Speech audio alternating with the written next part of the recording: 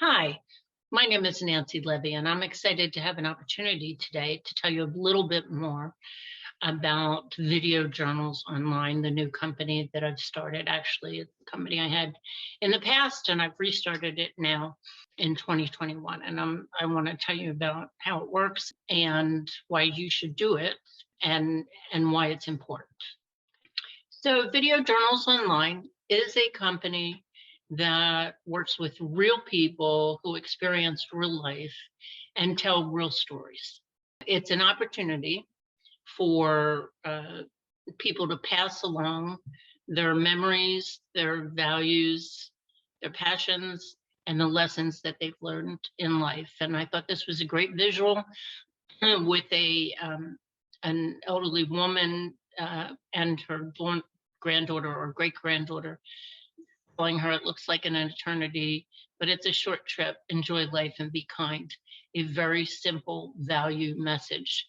But I think it's important, and it would be a nice thing to recommend to future generations. This quote: "Tell the story of the mountain you've climbed. Your words could become a page in someone else's survival guide."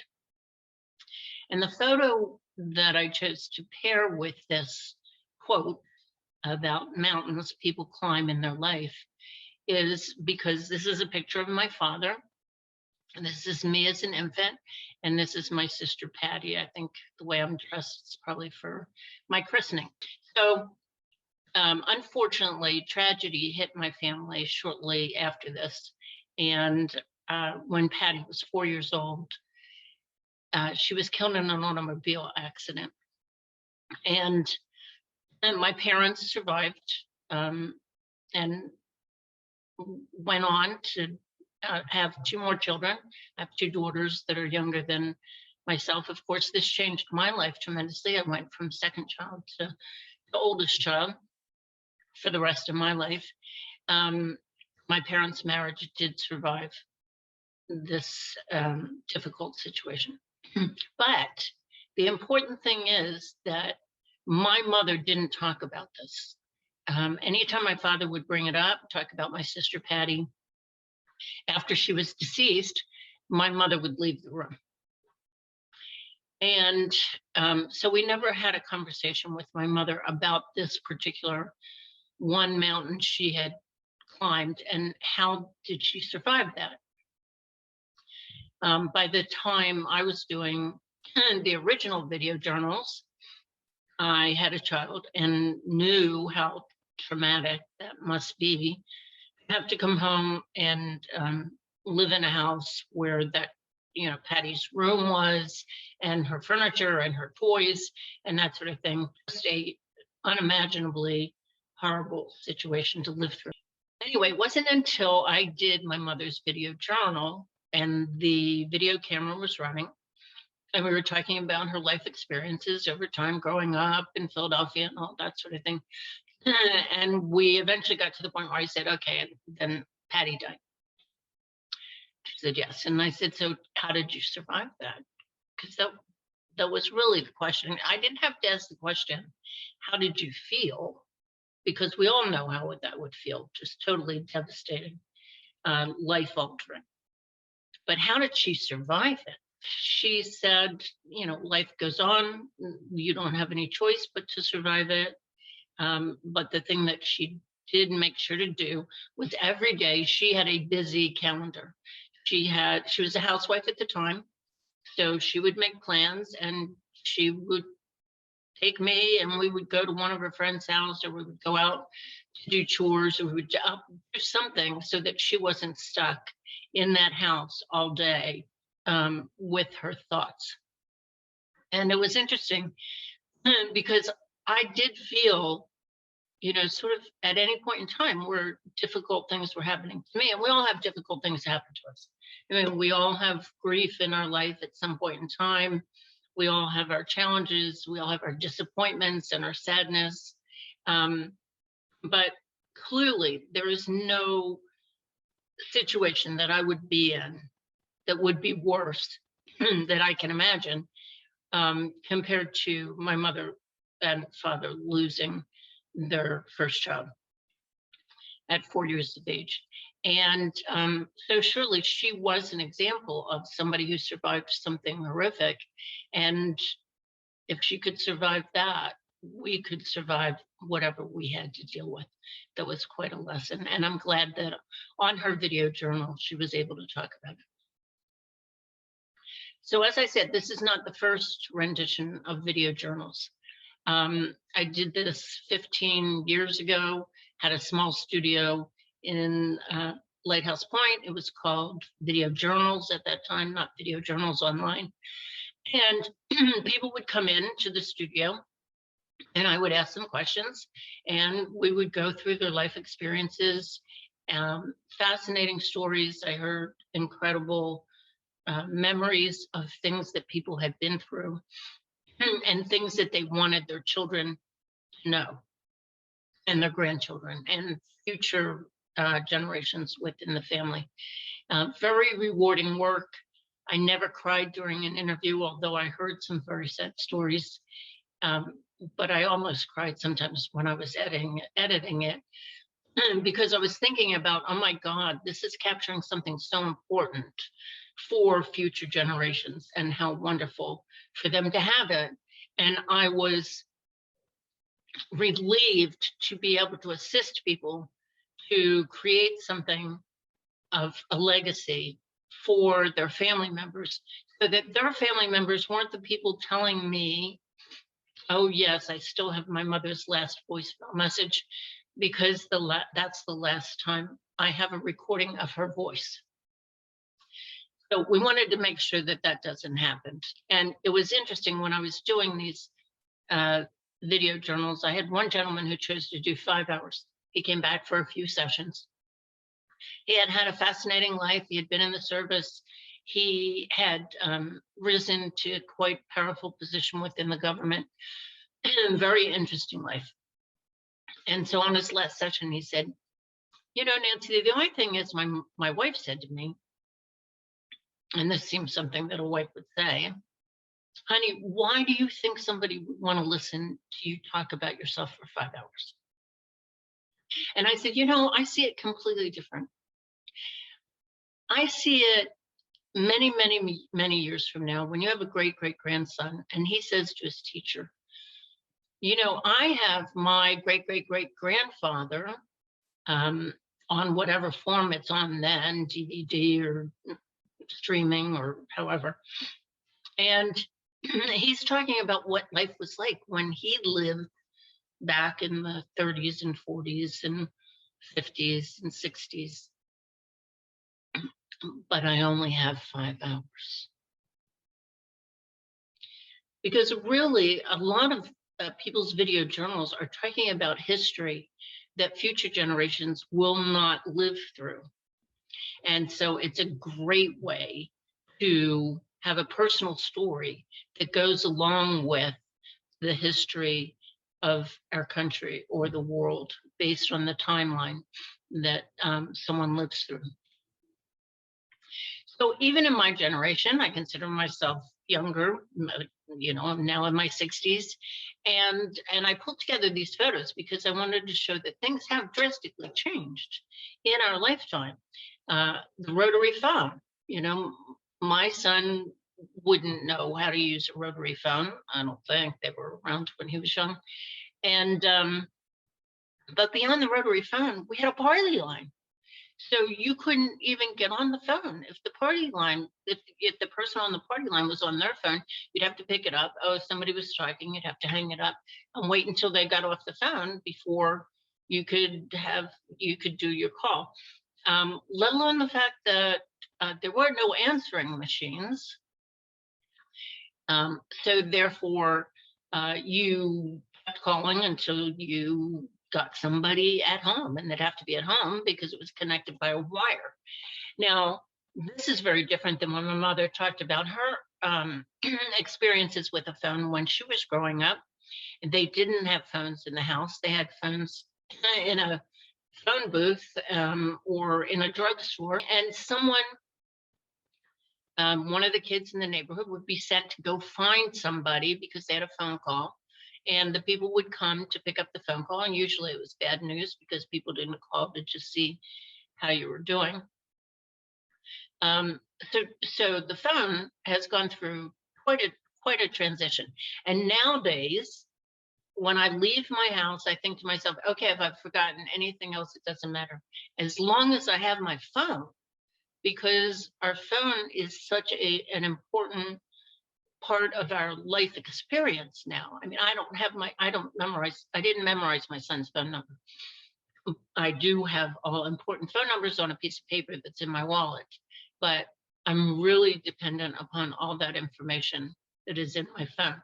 And here we have the box camera, which looks so old fashioned. I can't believe that I've actually seen one of those in my lifetime. And the turntable.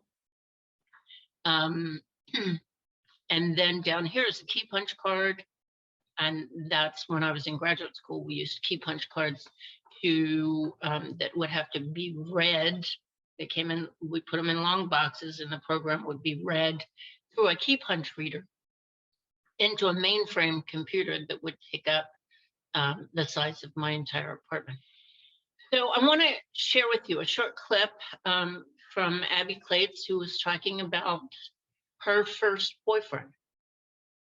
And afterwards, I want to explain to you what we learned about Abby in this short little story about her first boyfriend, even though this is part of her 2-hour video journals online, which is usually the amount of time that people need to discuss their ancestors. You're not just speaking for yourself. You're explaining your parents and your grandparents, what their names were, what their ethnicity was, what their life was like, and then through your life. So let's listen to a clip of Abby. Oh, my first boyfriend, that was high school. I think I started dating. We always went in groups. We were, a big crowd of kids, and we would always hang out in groups. Bat mitzvahs and bar mitzvahs were big time at 13. We would all do, parties and home parties. They weren't like they are now, like weddings, that they were, more homegrown stuff. Although we did have a restaurant in Dania, Fort Lauderdale area called the Reef Restaurant. I don't think you're here long enough to remember the Reef. They made these big giant popovers, and they had private party rooms, and a lot of the kids would have their bat mitzvah party there. Excuse me. But I started dating probably 14, 15, but my first boyfriend was Joe Tamarchio. He was a fabulous kid. He was a year older than me. He was the class president. I never thought he'd look at me twice. I remember when he was running for class president, a bunch of my girlfriends and I were like, rah, rah for Joe Tamarchio. I mean, we would campaign for him, and somehow we got together. He was the president of student council, and so we dated in my sophomore and junior year. And he was just a sweetheart, big Italian family. And that's where I learned I had an allergy to garlic, because when I eat at his family's house, his mom was a fabulous Italian cook. And I would always get sick on the way home because I couldn't eat garlic. It would affect my stomach. But he was a wonderful guy. He graduated ahead of me.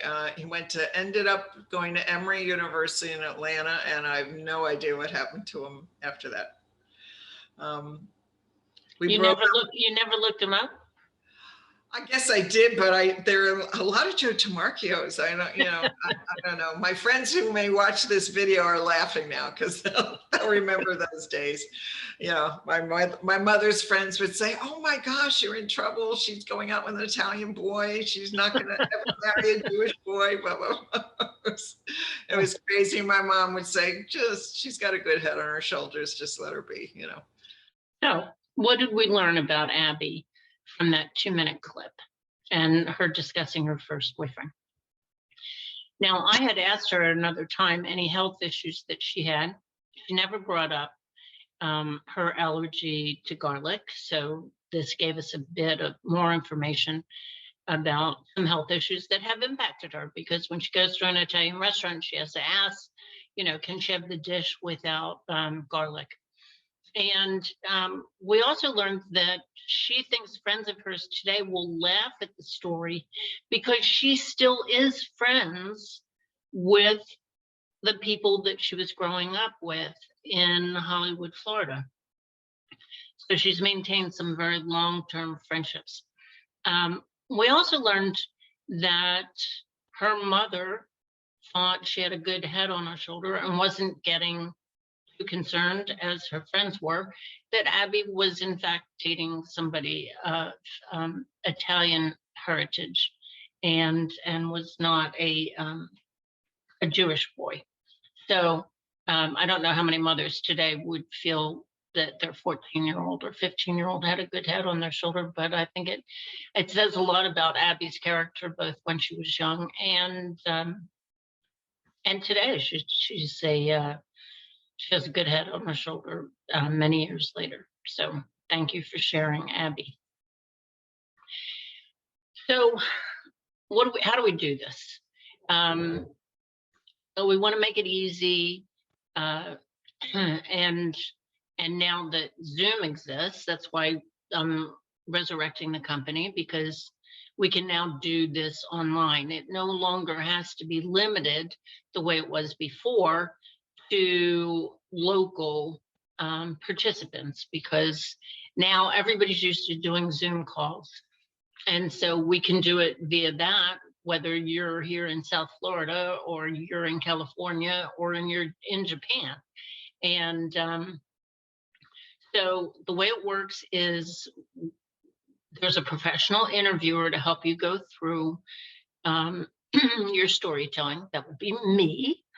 And it's my job to act as your railroad track. So if you go down a rabbit hole, which often happens, or starts to get off track, oh, I forgot to tell you this and that sort of thing, it's my job to pull us back and continue down the railroad track so that we can put together a cohesive story from beginning to end. It's also my job to do probing when appropriate. So you saw that in Abby's video. Now, I interrupted her to say, what do you mean you haven't looked her up? You haven't looked him up? Well, when Abby went off to college and that sort of thing, there was no such thing as looking up because there was no internet to look anybody up on. But I do believe anybody today watching it or in the future, because we all do look people up now, would want to know, well, wait, didn't you look them up? And so it was my job to put that question out there for her to answer. And then thirdly, another part of my job is to make sure that an equal amount of time is spent discussing children and grandchildren. Sibling rivalry is alive and well, no matter what age you are. And so children will notice, I don't care if they're 50 or 60 or 30 or 20, they will notice exactly how much time you spent talking about one child versus another, which only leads into, see, I always knew my sister was her favorite and all that sort of thing. We don't want that to happen. So therefore, it's my job to say, okay, look, we spent 10 minutes discussing how wonderful your daughter is, and now let's spend a little time, an equal amount of time, discussing all the wonderful traits and experiences that you've had with your son and so on, so that everyone gets equal treatment on the video. The reason I think video is so important is because it captures more than the written word. I think it's easier to connect authentically with people you're talking to when they see the video of you talking. So not only are you telling your life story, but you have your facial expressions, your tone of voice, your sound of laughter, and your hand gestures. So many, many years from now, if my son lives to have a great granddaughter, and it says to her, "Oh, you remind me so much of my mother," then he would be able to show her, "Oh, see how she does that, you do that too," or you see how she really enjoyed that, or she was really interested in learning new things and that sort of thing. See, you're just exactly like that. And so I think the video component is an important part of it. Now, the one objection that I heard years ago, and again, people were less used to being on video than we are today, but usually, and it was the female clients, usually it said, "Oh, I need to lose weight first, or wait until after I have a facelift." And I would have to explain, no, no, no, no, this doesn't have anything to do, this is not Steven Spielberg. This is for your family. Your family knows what you look like when you show up at their door after a difficult day. They know what you look like when you're angry. They know what you look like when you're sad. So you want to look like yourself. Now, we do explain how to look better on video, and go into a lot of specifics about lighting. You know, I have a ring light shining in front of me from behind my laptop. So we'll work with you on that. And we also suggest that you use a solid color for a top rather than anything with print. And you want to maybe up your makeup a little bit, but not too dramatic. And then decide in terms of sound. I mean, I'm using sound computer here, but I could be wearing a headset or that sort of thing, whatever works best in your situation, given your recording, given your living space or office space where you're going to be doing the video. So, oh, and I want to also mention, you know, we give you the questions ahead of time. So, so you can decide what you want to talk about and what you don't want to talk about. There's nothing that you really have to prepare for. I mean, I'm asking you questions about your life. There's nothing that you don't know the answer to, but you can decide at any point in time in terms of, you know, this is something that I don't want to get into. So, so that's, and that can be edited out. That's fine. I always recommend people, the most important video journals online that you'll do is the first one. Because I was doing video journals when 9/11 happened, and you know, nearly 3,000 people died, and the median age of the people who were deceased as a result of it was 39 years old. So that means there were a lot of young children. I know my sister lives in New Jersey, and my nieces and nephew were in a school system where they had the most parents because that were affected by 9/11, because they were within commuting distance of New York. It was a suburb, and so what a tragedy that those parents didn't have the opportunity to discuss how much they loved the child, how much having a child changed their life, all of those things that you would cherish if you had that from a parent. So I always say, do your video journals online, get it taken care of, know that it's done, and then you can always do another chapter later on if you live for another 20, 30 years. Talk about more doom and gloom, COVID deaths. We never expected this to happen. People didn't have a lot of preparation for it. You got sick. Many people got sick. Many people went to the hospital. They couldn't have any visitors and were on a ventilator and then subsequently died. Over 625,000 in the United States and over 4 million worldwide in terms of people losing their life. No expectation of that happening. Not necessarily all seniors or elderly, but people of all ages. And then car accidents. The fatalities yearly, 38,000. A lot of people die in car accidents. Again, no warning ahead of time. And then there's always that bad diagnosis. So I always say, no matter how bad things are or how down you feel, or how challenging your life is, you are one phone call away from wanting back all the problems that you had yesterday. Because there are some problems that money can't solve, you know, cancer, heart attacks, strokes, Alzheimer's disease, diabetes. And once those things happen, then you start getting involved in all the healthcare providers and the next appointment, and you've lost your hair or you've lost weight. And do you have the energy in order to do your video journals online with the same kind of enthusiasm that you can do when in fact your life is going fine? So I think that's enough doom and gloom. We all know we're going to die at some point in time. We just don't know when. So again, the message is don't wait. Do it as soon as you can get it done, and put it away and know that it's been handled. So we've made it as easy to do as possible. We set a time and date, a time and day for the appointment for the Zoom call. I email you the Zoom link, and then we get on the call together. You've already received the sample questions for review. You can review them. You can have your family members review them. They can say, oh, but Mom, don't forget to tell this story and that story. And they can email me directly, and I'll make sure to handle all of those additional special requests.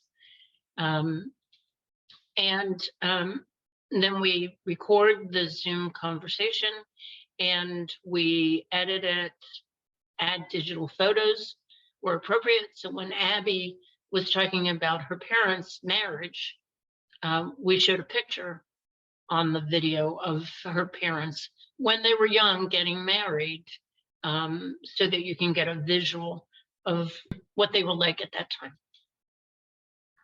And then there's different ways that we can do it. You can either have the video link, which is private, where your family members can watch it and then download it to their computer, or we can give it to you on a jump drive, and you can put it all in with all your important papers, so that people would find it should anything happen to you.